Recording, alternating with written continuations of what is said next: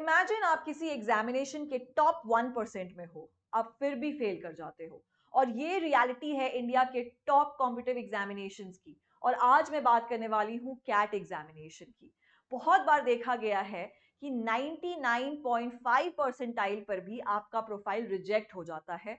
पर प्रॉब्लम सिर्फ ये नहीं है, प्रॉब्लम ये है कि 95 या 97 परसेंटाइल पे उन बच्चों को ले लिया जाता है सेम कॉलेज में। ये सारे फैक्टर्स इंक्लूड करते हैं बहुत सारी चीजें जो बैकग्राउंड में चल रही होती हैं, और इन सारे फैक्टर्स को कंसिडर करना बहुत जरूरी है।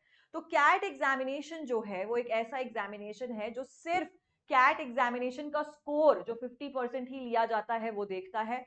बाकी वो अदर फैक्टर्स को भी कंसिडर करता है, और सबसे इंपॉर्टेंट फैक्टर है उसका एकेडमिक्स। तो आपका जितना भी पिछला 5-6 इयर्स का वर्क एक्स है, या आपने जो काम किया है पिछले 5-6 साल में, वो देखा जाता है। आपके 10th के स्कोर को देखा जाता है, आपके 12th के स्कोर को देखा जाता है, एंड प्लस आपका जो अंडर ग्रेजुएशन सीजीपीए है उसको भी कंसिडर किया जाता है। सबसे इंपॉर्टेंट बात यहाँ नोट करने वाली ये है कि जो रिक्रूटर्स हैं वो ये देखते हैं कि आप कितने कंसिस्टेंट रहे हो अपने एकेडमिक्स में।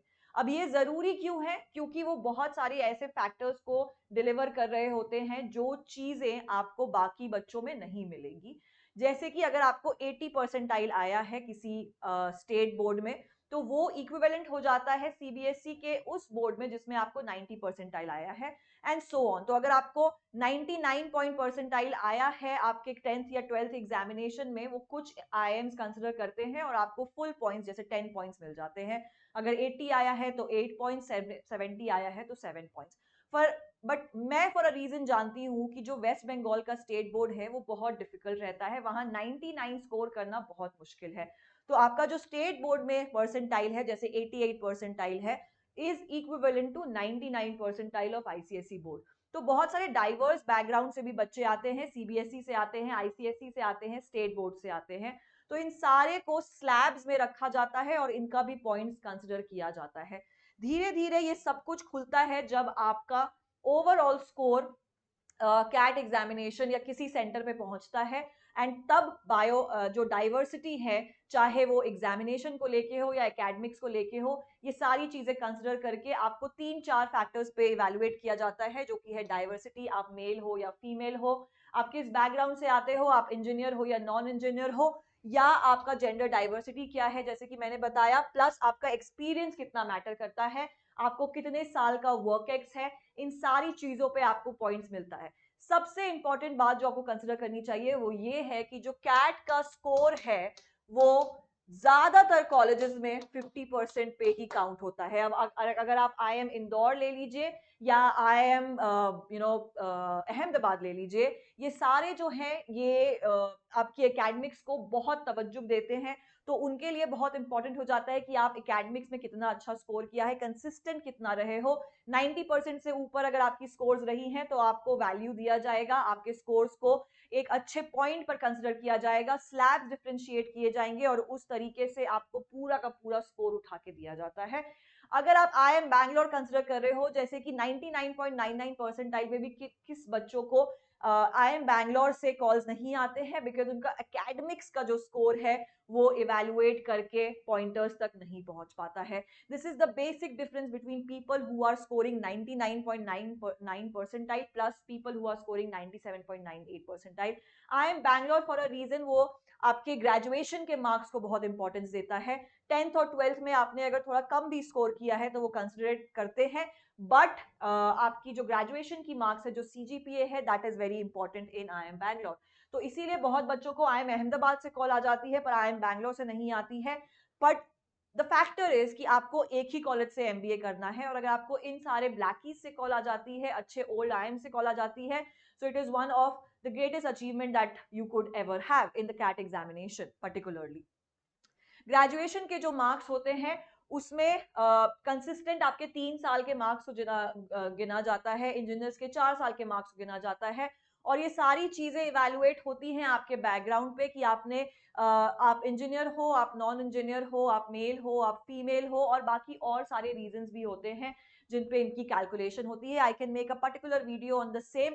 If you want you can just comment down और reach out to me on my Telegram channel. Next is the CGPA to percentile conversion.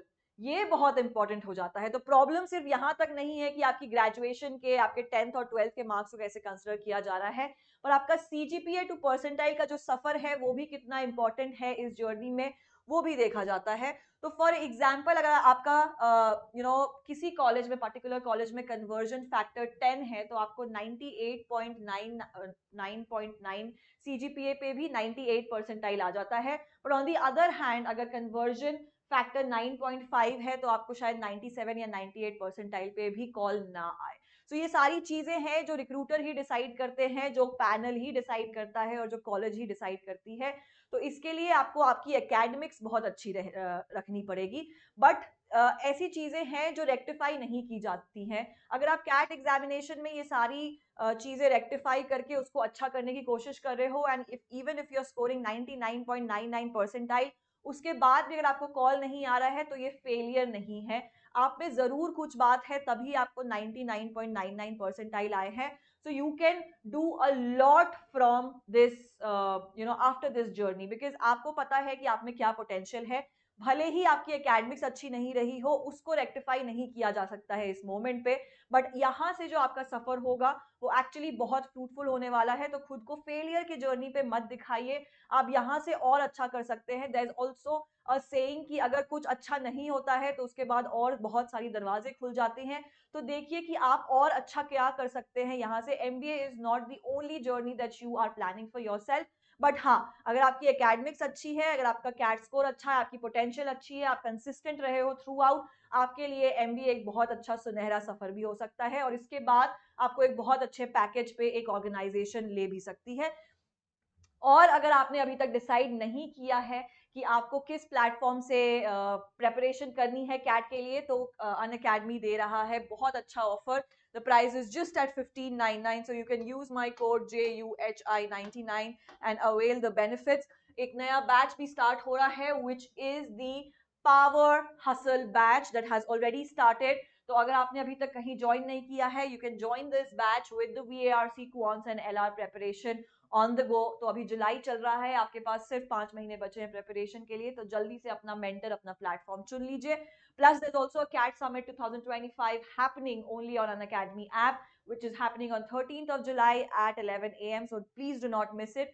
The registration link is in the description. और अगर आप चाहते हो कि आप इनमें से आपका चेहरा आया अन अकेडमी के ऐप पे, जो कि ये लास्ट ईयर के स्टूडेंट्स हैं जिन्होंने 20 स्कूल्स कन्वर्ट किया है with 100 percentile. These were the people who were preparing with Unacademy, 99.32 percentile plus 99.83 percentile. All of these spaces are from Unacademy, and you can be the next one. Thank you so much for watching, and have a very, very good evening, guys.